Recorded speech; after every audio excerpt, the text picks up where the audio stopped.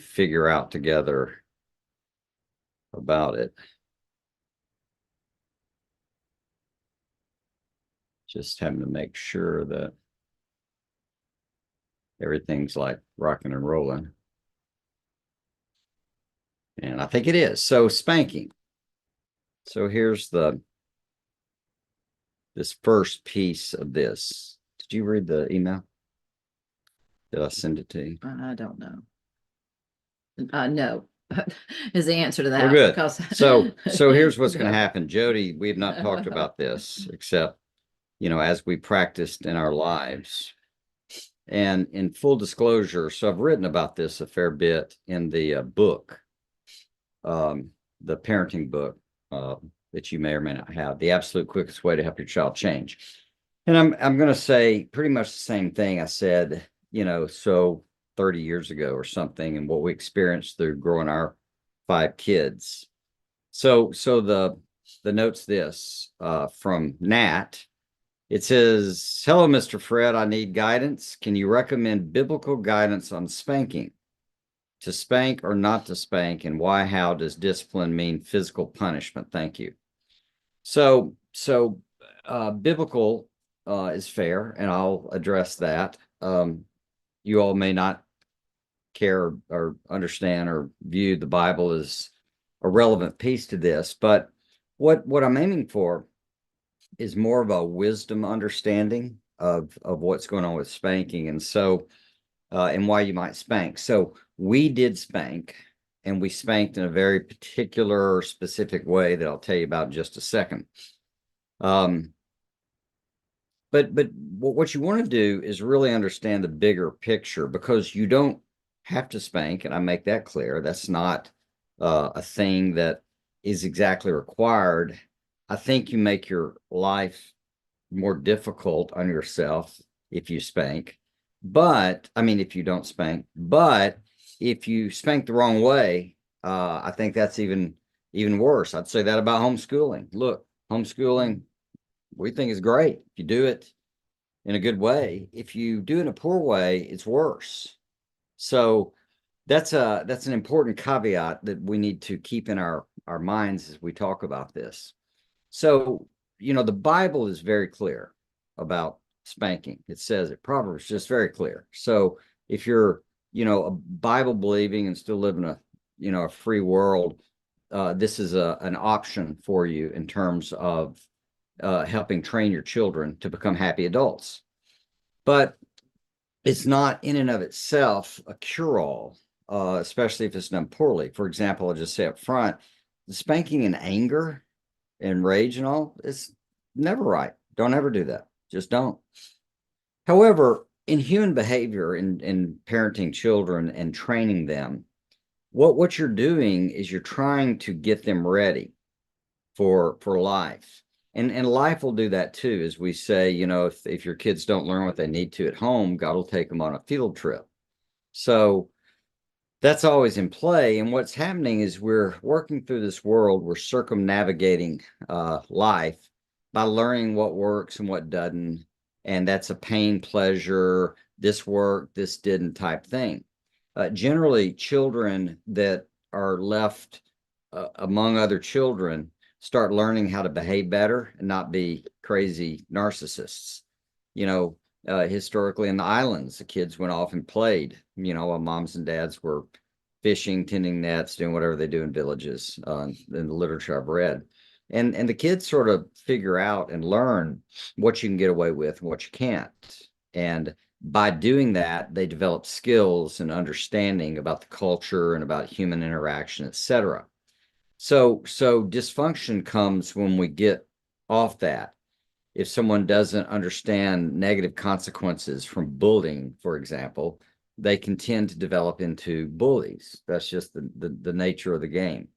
If they really with anything, if reading is rewarded in a positive way, they'll tend to read more. If not reading is a negative, they'll tend to read more. That's what has happened in schools and education, etc. Same with learning to write. Same with learning to speak. When you ask for something from mommy and daddy and you get it, that reinforces a good thing. If you ask for it, but you don't really ask for it, may I have a nimble bop? And they don't know what you're talking about, then you don't get it. That negative reinforcement or instruction or feedback, we might say in a computer age, gives you insight to improve how you say, how you ask. And we do this on a mundane level with stuff like they ask, give me a sandwich. And you go, how do you ask? And they say, please give me a sandwich. And then they get it. So it's all the same game. Well, what's going on with spanking is that um, you're bringing in an artificial consequence uh, for instruction and training. Uh, on balance, and I've said that in the book, it's over my shoulder over here. The absolute quickest way to help your child change is, on balance, what you're actually trying to do is take a real life consequence that relates to what the thing is and use it for feedback, you know. And my second question that we're going to get to is going to be fun because it's about consistency and consistency control type stuff. But the the nature of the game is that if they do something or misbehave or something, there's a consequence. If it's related to the item, they learn much better, much faster. So I've given the example of the kids were instructed to keep their bikes out from in front of the front door. 5 kids, or that time probably 3 or 4, but too many bikes, and it's a danger running out of the house, in the house. Didn't look good. What if there was a fire? Blah blah blah. So we had a place for them to go, and one of them shortly violated that and left the bike right at the front door. And so I took the bike and I put it up in a yopon tree just outside of the house on a path for 24 hours so that they got to look at it. So they couldn't ride their bike for 24 hours. So there's a negative consequence. Didn't spank them, gave them negative and connected to the very thing, the item. So they didn't get to ride it. And I put it up in the tree. So visually, kind of for everybody, it was like, okay, this is the kind of thing that happens. There's a consequence. And that's all we're talking about is consequences. Spanking is a consequence when you don't have that kind of thing in play. And especially with young children, they're not as smart as you want to think they are. They don't have a prefrontal cortex. They're not thinking in abstraction. So immediate consequence for things sometimes is the more strategic and important way to get through. So the way we would spank is pretty simple. What we would do is we would only spank them on their bottom. And there's a reason for that biblically. It's the middle of the back. If you measure it, it's kind of midpoint from shoes to head. And we would spank with an instrument. I'm not upset. I'm not really that uptight about using your hand. It's just that hurts. So we'd use a little plastic something, and a little spatula, stirring spatula or something. And it wasn't pain. It wasn't dangerous. It wasn't bad. It wasn't anything. It was just simply it'd sting, and they might get 1 or 2 or something. It wasn't a big deal. It wasn't beating or anything like that. But if they violated something they knew was that kind of offense, and when they're little, it's like putting peanut butter sandwiches in the VCR, or fork, actually, is what he did. So in that case, what do you do with a fork and a VCR and communicate to a 2-year-old? Not much way to do it. So we'd take them always alone, not one a family thing. It wasn't out in public. It wasn't anything. It was just with them. And I wouldn't talk with them on the way. We learn you don't want to get in a debate with a child because that just encourages them to debate. We'd take them to the room. We'd spank them, 2, 3, something, uh, just stung. And then we'd sit there, let them cry for a sec if they cried. Usually they did. And then I'd say, why'd you get a spanking? And they would say, because I, put the fork in the VCR. And you knew not to do that. And the answer's yes, yes, Daddy. And so I'd say, well, what do you think will happen next time if you do that? Another spanking, bigger spanking, whatever their theory was. Yeah, that sounds good. And I say, and I many times tell them, I say, you don't ever have to get a spanking again. Just don't disobey the things that we have that are set as standards in our home. And then we'd get through, and then I'd pray for them. Let this be over. Thanks, we can forget about it. Teach this child to learn, whatever I prayed. And then I'd sit there and I'd say, I love you. And then they'd say, I love you back. Sometimes they didn't, or early on. And I'd say, well, we're going to sit here till you love me again. I'd sit there and hold them.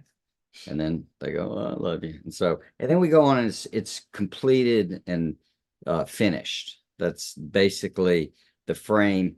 And it was very targeted. It wasn't for anything, and it wasn't random. They understood there are very specific things that were at issue. And what we found is that once they got that, we could say, do you want to do this thing, or do you want to get a spanking, type thing.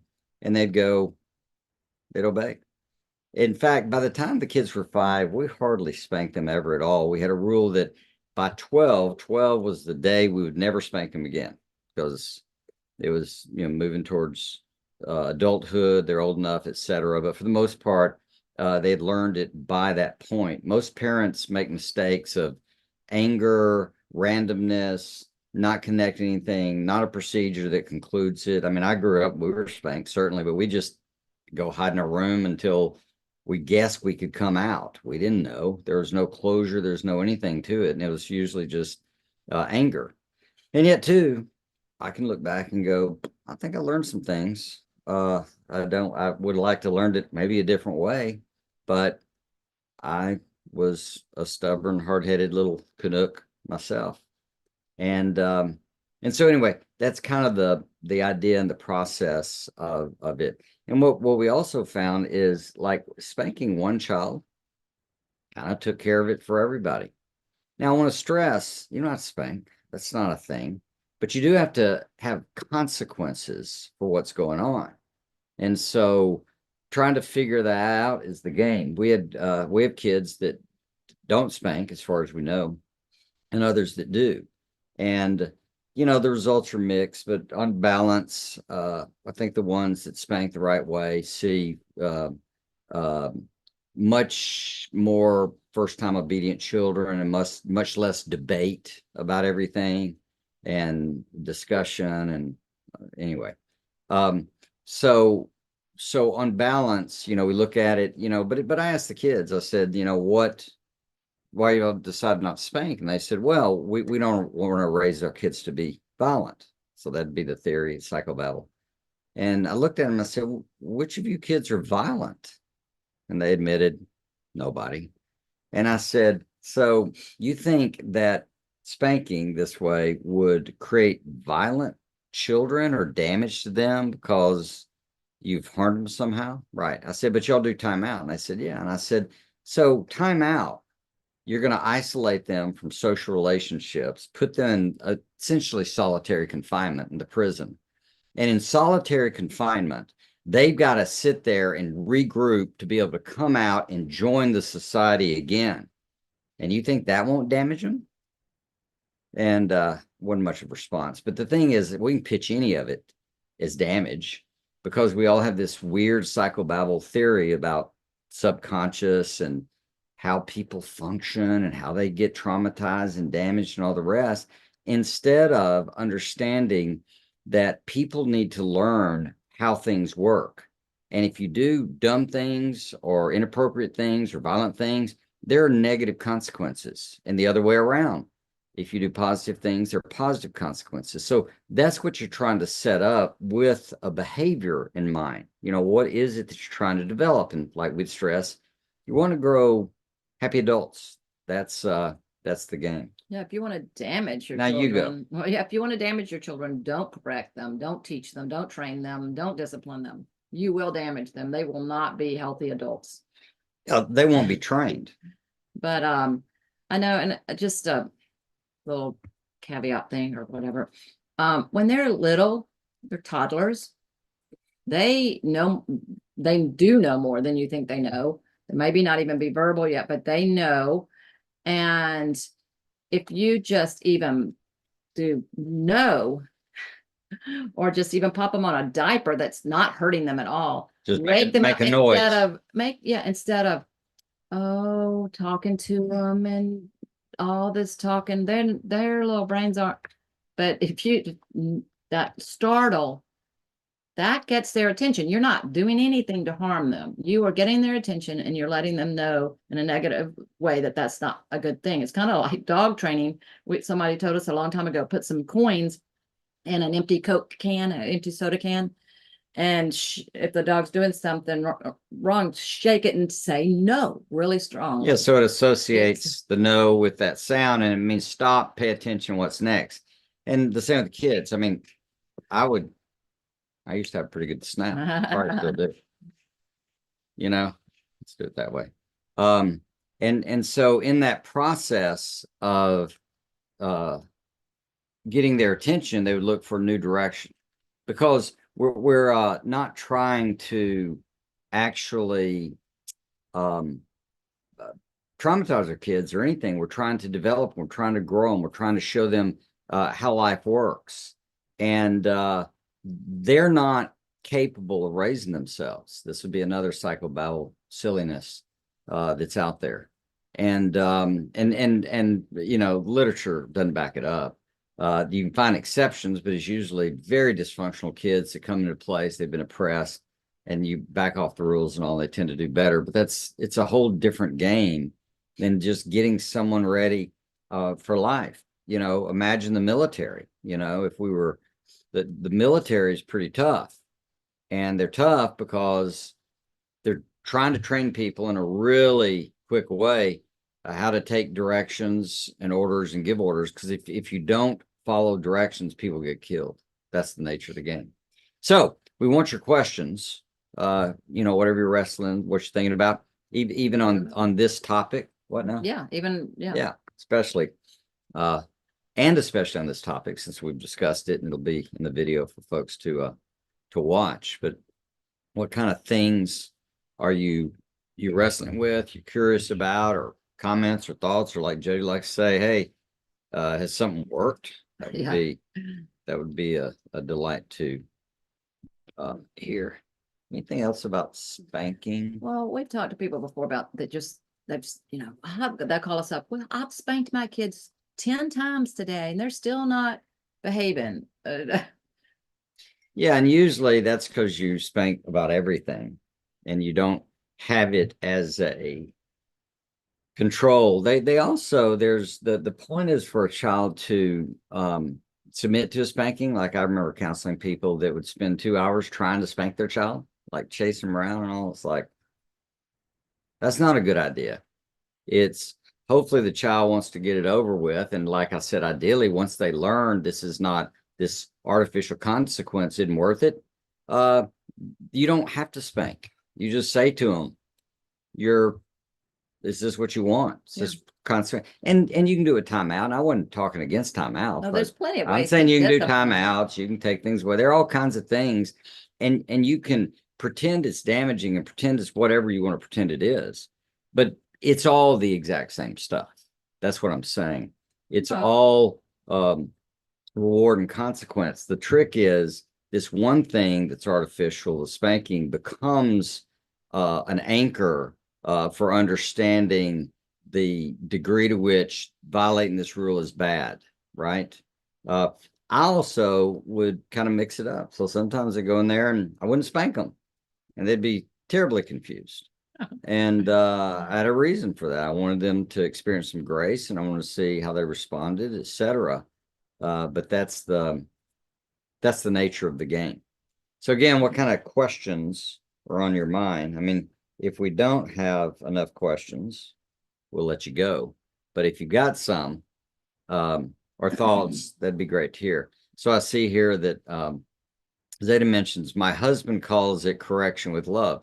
Yeah, and correction's a pretty good word because you're trying to go to what's correct, the correct way, the correct path. It is feedback. It helps correct. Think about correcting a paper. You're just correcting behavior. That is yeah, that's a good word. And it should be with love. I mean, the whole point is if you leave a child to him or herself, you don't love them. You're not getting them ready for anything. They didn't come in this world equipped for this world. You're in the process of equipping them. That's the nature of the game. So that adds that when my kids were young, it was hard for me to just because I took a very person took it very personally, I think. Um, but my husband always said his correction with love.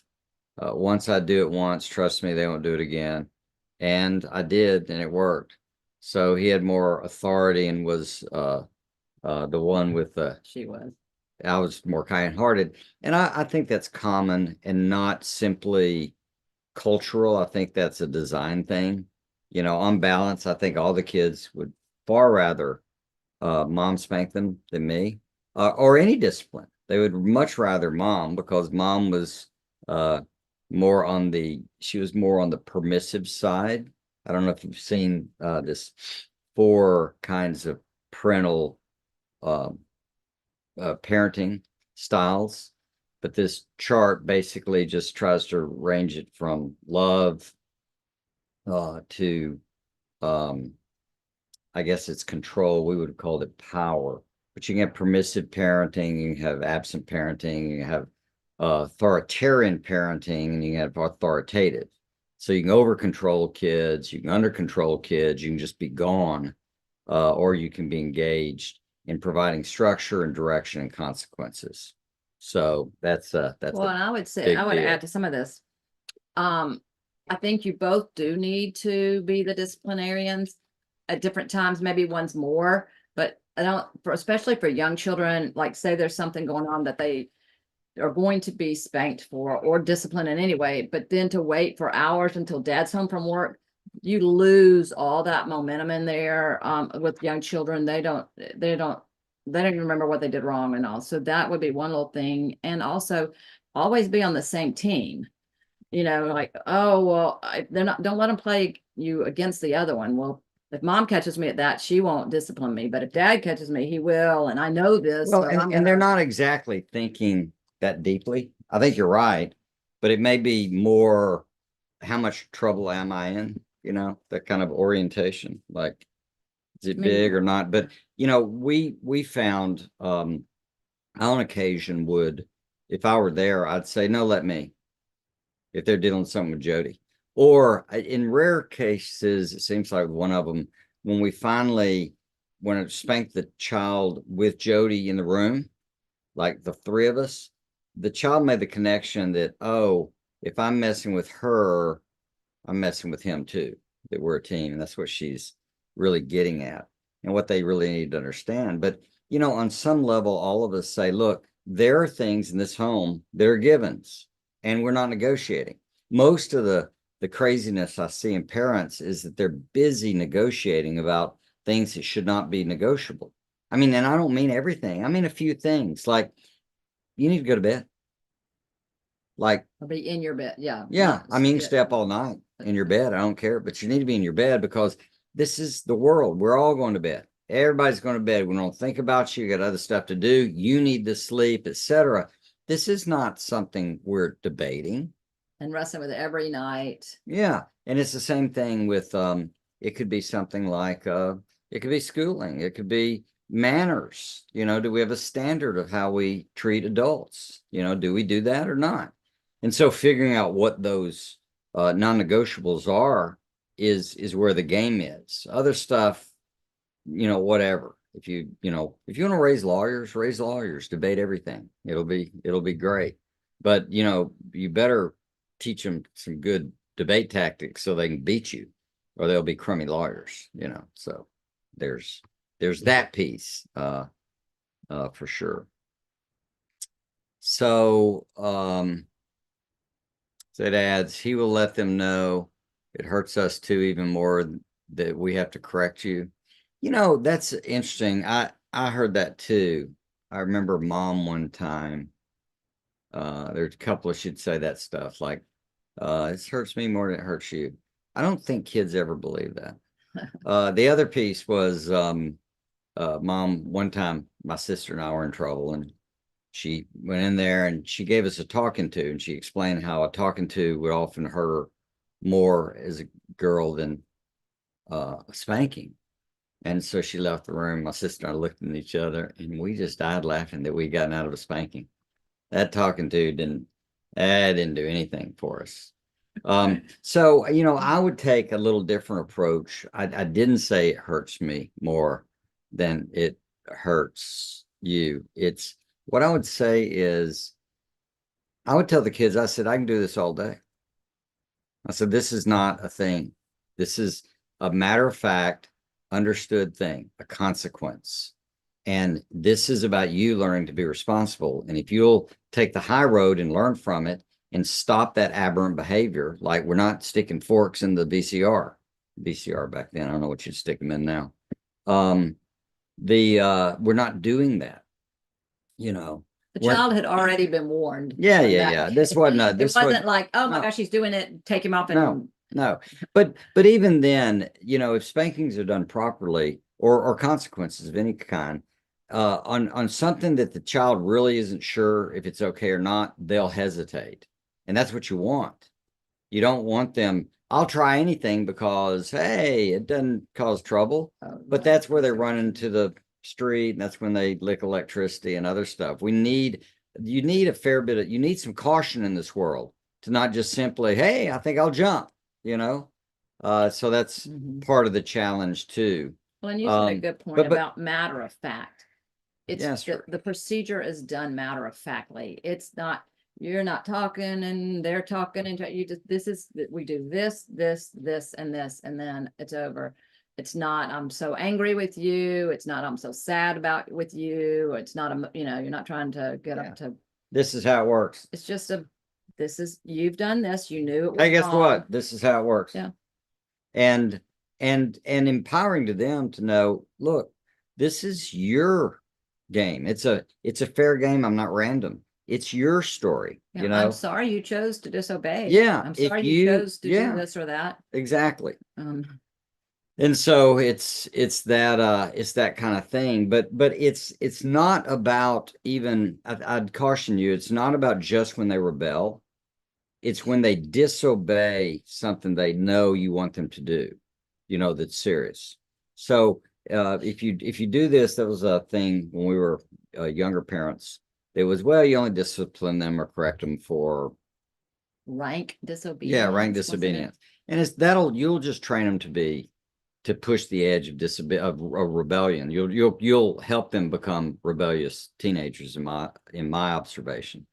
So it's like, no, it's if I say go do this, let's say it's a big deal, like get out of the street or come to me, and you don't come to me, we've got to work on that until you come to me. Because I could be telling you to get out of the street, or like I remember my sister one time at the boathouse back in Alabama. I looked at her and said, get up and get out of here.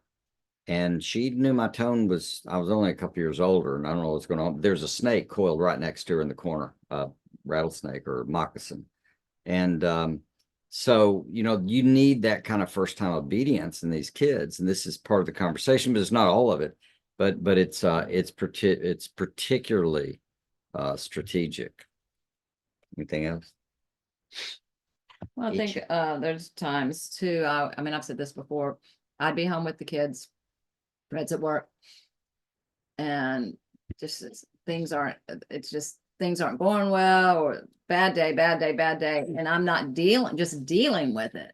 And then he comes home and deals with it. I'm like, oh my gosh, that's all it took. If I had done that at 10 this morning, I wouldn't have had to still be here at 5 going crazy. So sometimes moms, I think, especially, well, I don't want to, make this a bad day. I don't want to, and look, just do it and it will be a much better day. Yeah. Because what's the thing? Ain't nobody got time for that. Yeah. Like this is how the game works. And we'd tell the kids stuff like, look, I know we got rules and you probably don't like them, but you get your own house someday and you can make your own rules. It'll be Yeah. super duper. I'm for you. But what we're not doing, if this isn't some kind of democratic world, especially with little kids, it's not what we're doing. This isn't that kind of thing. It's not that world. It's we're your parents, and we were given this authority, and we've lived a little bit longer than you. You know, being in your 20s, early 30s may not sound like much, but compared to a 3-year-old, you'd be shocked at how much you know compared to them. I mean, it's Definitely. quite striking for sure. Well, you might be needing to go into want to do another one, but I was thinking, what is that when they were older? And I should have asked you about this before. And we'd say, and they would need to obey unless they had more information for us. There was a little, that was Well, really good. yeah, that came from so there are a couple of things we did. One is uh we didn't like our children interrupting, just barging in, especially if we're talking to each other adults. And so we would try to teach them, or we did teach them to put their hand, like on our elbow or something like And that. just to wait. And we'd say, wait a second, then we'd stop and see what's going on. So that was a piece of it. But what we had was something that we learned called appealing. And so a child, especially if they're older and they're in trouble or they don't get to do something, it wasn't really about Maybe, spanking type stuff. yeah. But we would say that they could say, may I appeal? And what I appeal means there's more information. Um, It'd be more like they're asking permission to do something, yeah, probably. yeah. May I Yeah. go to this event? Mhm. And say, no, you've had two, blah, blah, blah, blah. And they say, may I appeal? And sure. I said, well, we'd committed to it. It's on the calendar.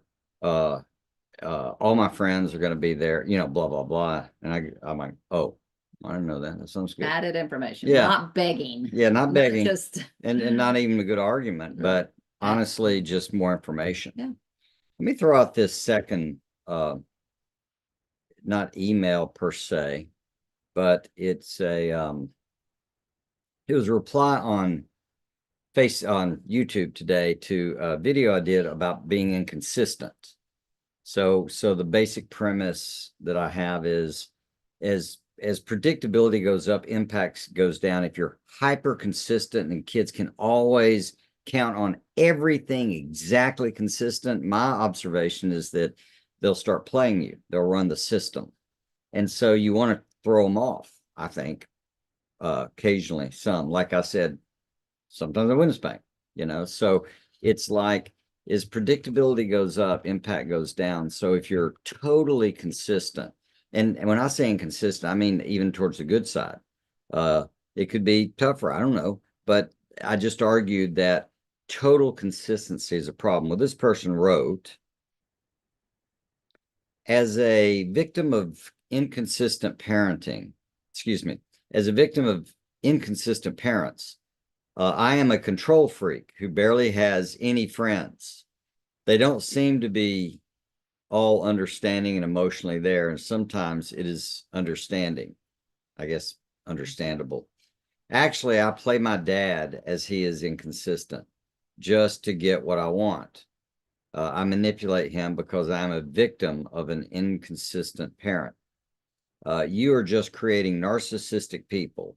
Oh, and schooling is different. Well, duh, pick, you have to pick a different child.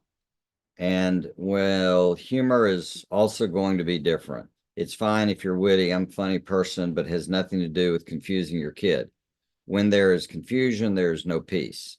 Inconsistent parents also have lenient rules, so the child thinks this isn't set in stone. So So there are a lot of obvious challenges in that. And I don't know if is that a troll? Is that a real person? I don't know how these things work. I'm assuming it's a real person. Sounds like it. It sounds miserable. I said that in the reply, but obviously some very clear understandings and some real frustration and anger in their part. The worst part in this whole thing, I didn't mention it, is everything is blaming parents, friends, other people. There's no responsibility. I'm this way because you did it. I have to manipulate my dad. I have to be, in other words, this isn't a good person. And they may have reason trauma and they may need counseling or whatever they need. But what they don't have is personal responsibility to figure out what they want to be and how they want to grow up. What I wanted to stress, though, is and when I say grow up, I think I still need to grow up. So I'm not talking about an arrival, I'm talking about progress. Um, but consistency. So my dad used to say, he said, son, if you're in the ditch on one side of the road and you cross the road and get the ditch on the other side, you're still in the ditch. And this is and I mentioned this in the response. This person is splitting their black and white thinking, and everything's just either or.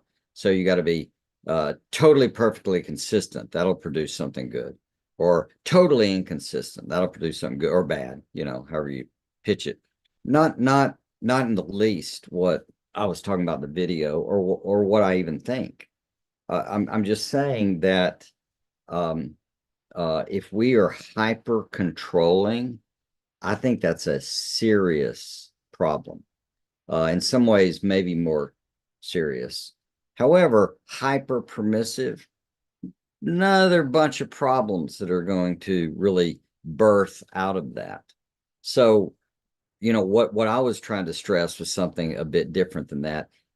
Your control needs to diminish as they get older. I've told many people in coaching that, or back in the days of pastoral counseling, that I'd say, you are a great parent for a 9-year-old. You're awesome. But your daughter's 16. And when you try to treat a 9-year-old, a 16-year-old like a 9-year-old, they're probably not going to be very happy about it. And so as they age, you've got to get out of the control game. You become more of it's like you're training them, and then you're coaching them up to the teen years, and then towards adulthood, it's more like a consultant. And as we found, on an as needed basis, which if your kids are doing really well, it's not much as needed. Just come play with the grandkids. So that's all part of the game too. But it's strong control when they're young.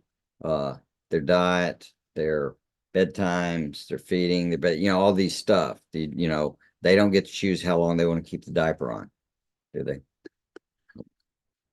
So it's that essential thing, but it's when just as a general rule of thumb, if you want to interact with people well, you don't want to make everything black and white. It's either this or that. You want to really understand. There are times when it's black and white.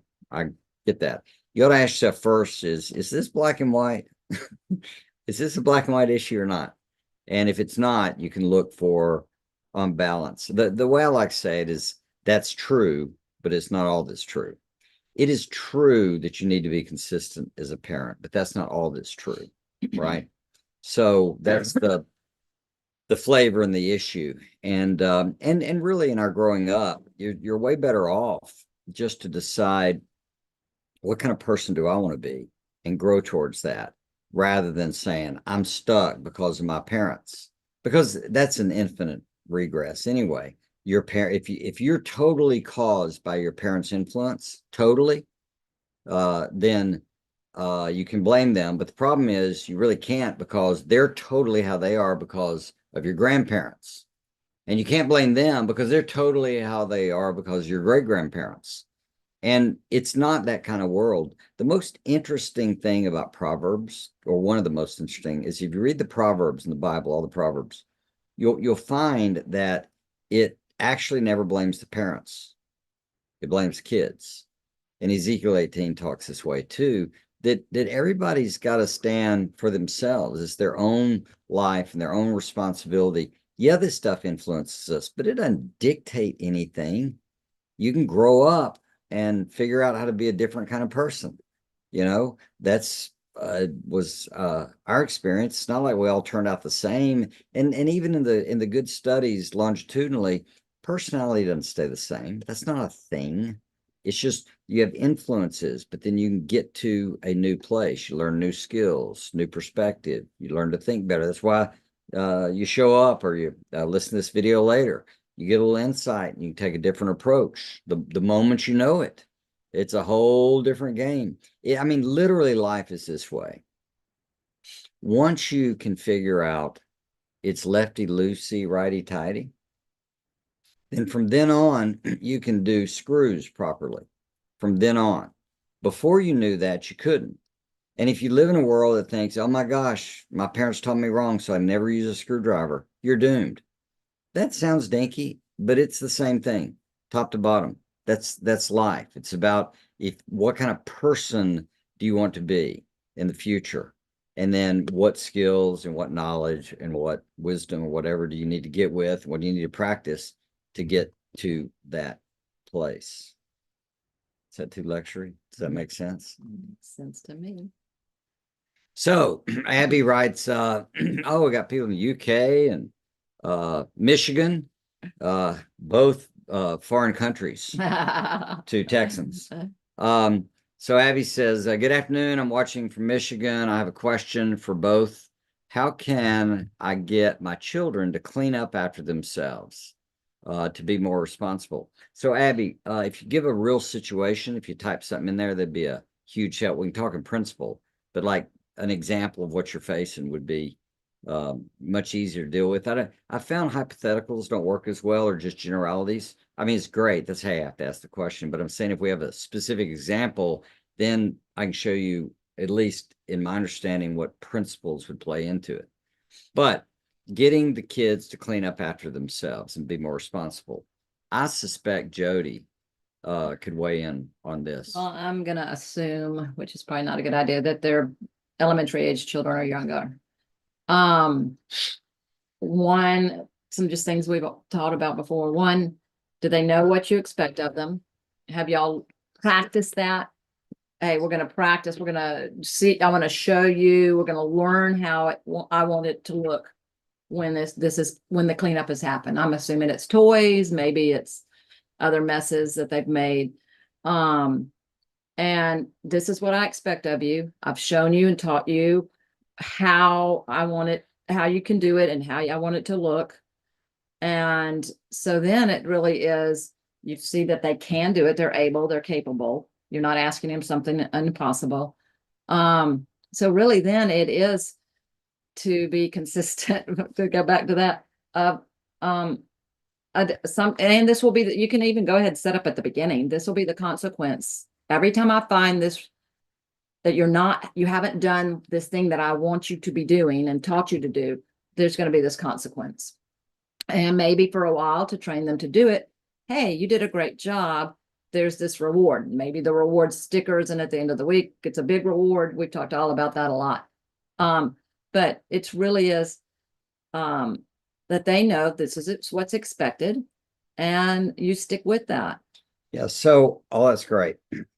One suggestion I have is I would narrow it down to one thing. If this is pervasive, it's similar to the spanking or discipline thing. Like, honestly, if you just spank for one thing until that's mastered, it sort of sets in motion. I probably need to name this principle, or somebody has it somewhere, but it's like leverage, or I've always thought of it this way. The moment they can do that, the gig's up, because now they know, and you know that they can actually do it. They can get it. But if you took one area, one thing you wanted them to clean up after, and say, here's the game. Here's what clean looks like. Here's what I want it to be. Maybe it's their play area, their toys, or if they're Legos. Let's just say Legos. That's all we're going to focus on. You clean up your Legos after you're through playing. And if you don't, consequence. If you do, so many days in a row, positive consequence. But this is the thing. And once they learn that, then when you apply it to other areas, they know what the game is.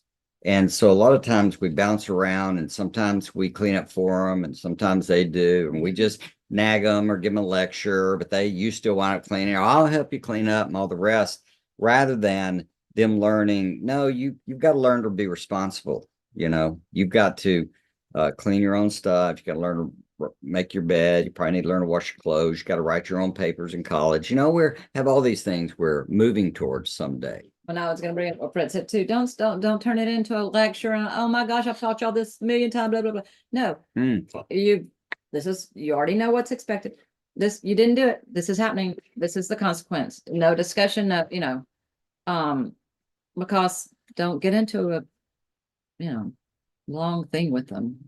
So she says, okay, it's teenage boys. Ah, The problem is that I really have is there are 3 boys and 2 are cleaner, and one always leaves a mess behind.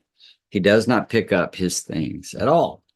Yeah, we had one like that. We had one that would leave plates in his room and Yeah. other stuff. Bobby towels on the Uh, floor, books on the other 2 are always yeah. complaining about him, Aha. Well, this will be, yeah, helpful. and they're all teens. So a couple of thoughts, and I don't know your world.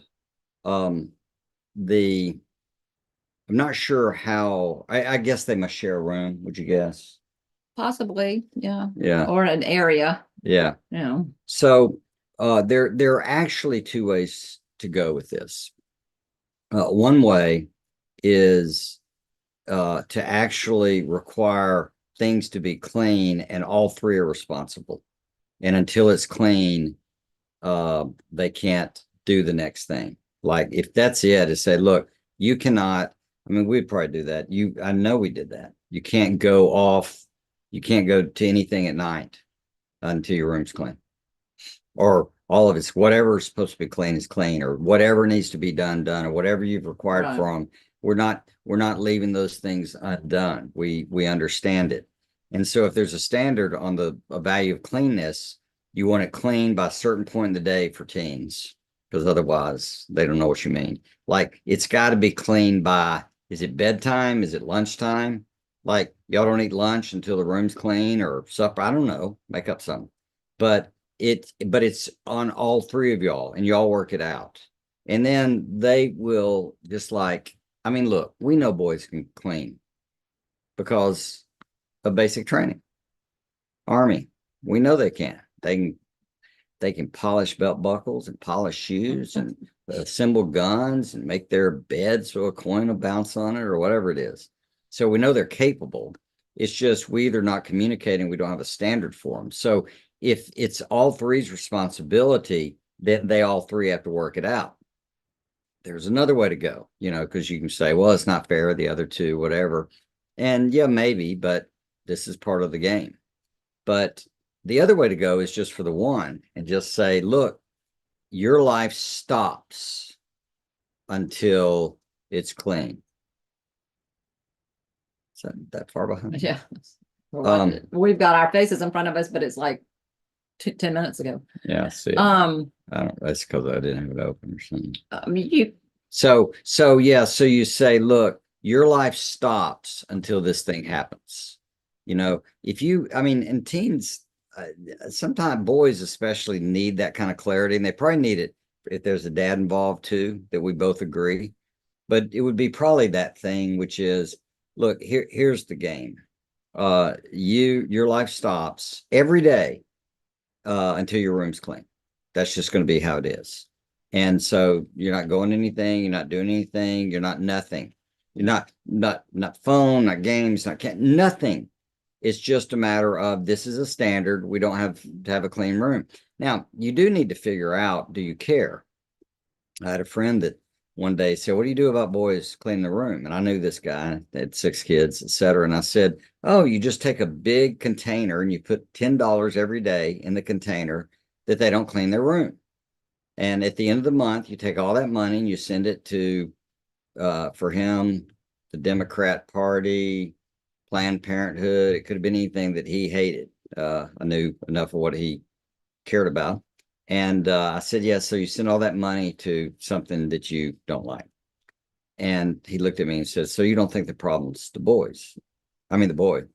I said, it's me. I said, yeah, of course it's you. You know how to do this. You don't have a standard. If you had a standard, the boy would do it. But you have to think through your mind, do you really care? It's his room, just like his life, like going out in college and life, it's his. So do you care? And he did. yeah. And he went, yeah, not really. I'm sorry. So it's his room, it doesn't interfere with the house, etc. He has to figure it out. But maybe there's some level that we at least quarterly have to get it to where we can walk in and out. I don't know. What are you gonna And say? you've got the brother, in your case, the brothers are obviously, it's a thing where all 3 of them need to be doing uh cleaning up the messes. But I think Fred's right with that. With a teenage boy, I'd say, look, you know what's expected. You see your brothers doing it, you're capable. This is over. We have we have messed around with this battle for too long. It is over. You are going to do this. You live in this house. You can do whatever you want when you get your own house, but you live in this house. This is the standard. It is not unreasonable. You are totally capable. Starting tomorrow, or Let me stress something here, and I'm with you. So the other two are always complaining about him. And that's why I said maybe it's an all three thing. Like we would have the kids, you can't start school until everybody's there. So they get each other up, that kind of thing. We had it with other things too. But look, guys, all y'all need to maintain a level of cleanliness. Okay. So you're all in it together. What popped in my mind is the other two are always complaining about him is I wouldn't want to hear that either, you know. So I think I would tell them if y'all complain about him, obviously to me, to you, whatever it would be, if y'all complain, you're going to clean his room. I don't want to hear complaining either. Why don't y'all just help him? Just pitch in and say, let's get it done. You know, honestly, if you two that don't like it would pitch in and say, dude, we're going to clean. We're going to help you clean so you can learn how to do this because we're in this together. It'd take 5 minutes, I bet. probably, yeah. I You mean, know, we're not saying might be they always 8. do his stuff. Yeah, but that's not saying. well, I'm not saying do it for him like you used to do your brothers. Yeah. I'm saying with him. I'm saying, dude, we're going to take responsibility. It's over. It's not going to happen. If they were driving across country, which my boys have done in a vehicle together, they would not let one of them drive poorly. They'd deal with him. You know, they wouldn't call you on the phone, Mommy, he's driving bad. You know, we don't need that. These are semi-grown men. Let's get after it. So I'm tired, keep on telling him to do it. They can see it's a mess. Is there a system on getting them to do it on their own? Yes. You tell them what you want. I guess here, you know, you could probably do you tell them what that you want. Say, I want the room clean by a certain time every day, every week. Maybe it's just Saturday. I don't know. Maybe I don't know what it is, but you figure that out. But it's a standard. Now we know it. And if you don't do it, here's the consequence. And for me, it'd be your life stops. Maybe for you, it's something else, but here's the consequence. The consequence is every meal you'll have to eat peanut butter and jelly sandwich with the family every supper, no matter what we're eating, lasagna, steaks, or whatever. I'm making up something. You can make up anything, but there's a consequence. I would say you'll want to clean by this point and your life ends, and there's no more discussion. We're over it. Now, you could get creative and say, all right, guys, all three of you, I want your area shared, whatever it is you're talking about. I want it clean. And here's the way it goes. Every time it's not clean by this deadline, all three of you are going to sit down and write an essay. And the essay is going to be why cleanliness is important, you know, or something like that. And then I'm going to read the essays, and the best essay will be excused, and the other two will go do the cleaning. That's going to be it. However, here's a positive side. If you all keep this area clean like I want it to for a month, I'll give you a day off homeschool, something like that, and you can bank it. So for a month, if y'all take care of the cleaning all together, I don't want to hear complaining or anything. Y'all just make it happen however y'all want to. I don't care. You all three get a day off school, assuming you're homeschooling. If not, it'd be something else that would be special for them that they could get. But it's putting together a combination of negative consequences and positive. The biggest problem in this, Abby, is that you keep telling them. Why do you keep telling them? Like, do you think they're just don't understand? Like, are they addled? Are they mentally damaged? You know, and they can't do communication? It may be, I don't know. But you don't need to tell them anymore. Once you've told them, it should be clear. And then the issue is consequences, because here's apparently what they have. The punishment is mom has to nag me and complain and shame me until I get up and clean my mess. And apparently that's worth not cleaning up for. So I think you want to come up with a better consequence. pay off and whatever. But yeah, a system to getting them to do it on their own. A system to do it on their own would be, here's the standard, and here's the deadline, and here's the consequence if you don't, and here's the payoff if you do. And you do that, experiment for a month or two and see what happens. Then it becomes a system. In fact, I would write all that up, put it on the refrigerator if you need to, or on their bulletin board or wherever. But it really is that easy, because whatever's going on right now, it's worth it to them to yeah, to hear you keep telling them. Mhm. Yeah. Yeah. Yeah, I hope that's helpful. If you haven't gotten it, you probably have it available if you have any of our stuff. In fact, I think we give that book away free with, if you sign up just for our free videos and all at independenthomeschool.com, think. But I go through all this and a little worksheet and some questions of how to think it through with this issue in mind. Honestly, I think if you and the boys, and if there's a dad involved, would sit down and say, okay, we want this to end forever. Let's come up with a plan. And I think that'd probably help you Yeah. too. Yeah. So that ought to give you enough to think about. So, and we'd love to hear a report of how Yes. it's going. But a lot of this in life, just like in the military, honestly, they would just say, soldier, all we're going to do is figure out how much pain you got to go through before you clean up your area. That's all we're doing. It's just negotiation. You clean it up, no problem. You don't clean it up, problem. And we're just going to keep negotiating with what it's going to take. And that can escalate. Yeah. I was saying your life stops, but that's me because I don't want to fool with this long. But if you didn't have that in you, you could say, I'm going to try this. And if that doesn't work, I'm going to this. If that doesn't work, I'm going to this, I mean, But I've heard of parents taking away, you leaving your shoes out all the time. We've told you a million times, put them away. Those shoes are gone. Okay, that coat's gone. Okay, that whatever's gone. yeah, Um, I mean, probably for a while. the easiest thing of all, if he has a phone, access to video, computer, TV, whatever he likes to do, just say you literally don't get to use any of it until your room's clean. And let's say your room is clean on by Friday afternoon, or maybe it's Monday, or maybe it's Saturday, whatever it is. But even that, once a week, if it's not clean, you have no privileges until it's clean. In fact, the way it works is you have no privileges for an hour after it's finally clean. Clean means I come in and say it's clean, and then in an hour you can get your phone video access or whatever. But we're just done. This is crazy. It's not like you're incapable. It's just like you're not motivated. Maybe you're ADHD and neurodivergent, and you're a lateral thinker, and you're a free spirit. You're an actor, and you have a free spirit, and you love to dance, and you love to do life, and you're just an entrepreneur, and you take it all on crazy. That's fine. But somehow all those people still pay their taxes and brush their teeth. And if you'd reduce this to that, it'll still get done. All right. We're cheering for That you. was fun. Yep. We'd love to hear about it. So go take that. And this will obviously be available for replay.